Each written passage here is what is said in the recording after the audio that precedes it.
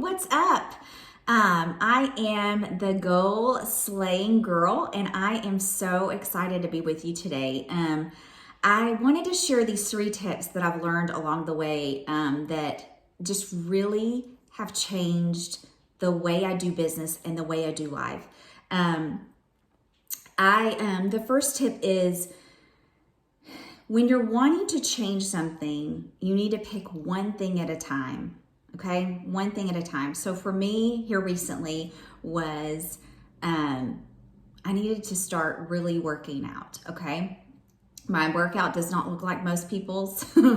I go to the garage, I do my cardio, I do my resistance or weight training, I do my stretching, and a lot of times I get interrupted by one of my 5 children, okay? And so a lot of times my segments of workout are like 10-minute segments, all in kind of the same time frame, but it gets broken up. Hey, it's, progress, not perfection. Okay. So I did that for 21 days, really focusing on that at least 4 days a week. Sometimes I try to do 6. It has really helped me mentally and emotionally and physically, of course. And so that is something that really excites me. The next thing I really worked on was getting up early in the morning. I have a 3-year-old who was having trouble staying in the bed, and I have a baby who's now 7 months, who's really just now starting to sleep through the night despite the teething.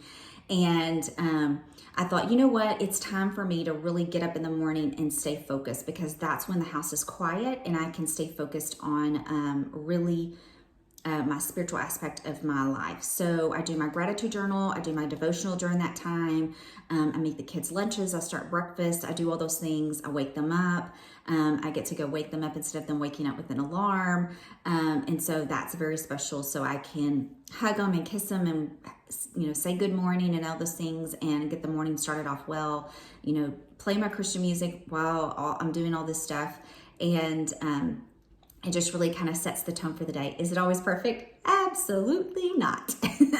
But it is something that is working, okay? So the other thing that I tried for 21 days, longer than that, is years ago when I gave up drinking, I had to do that because it was not serving me. It wasn't serving my kids. It wasn't serving my business. It wasn't serving relationships in my life. It wasn't serving my health. And so once I gave that up, I was able to really focus on my spiritual, emotional, and physical and mental health. And with that, I was able to really hone in on what was most important and developing real and authentic relationships without having to have a drink in my hand to do that. And so that really opened up my eyes to lots of things.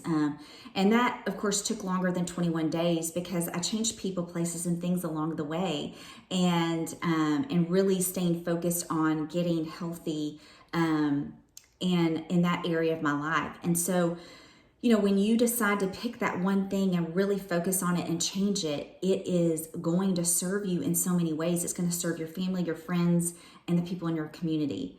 Okay. So tip number 2 is pick that time frame that you're going to give yourself. So I keep saying 21 days, but each one of those things were different, and a different amount of time was given to each one of those things to be able to get to the place I needed to get to. But pick a time frame, give a good time frame. So number 3 is continue reading and developing your mindset. Successful people read at least 10 minutes plus a day, a lot of times more, to develop their mindset, to develop their skill set. I chose a book recently called The Compound Effect, and it's by Darren Hardy. His mentor was Jim Rohn, and it is just an amazing read.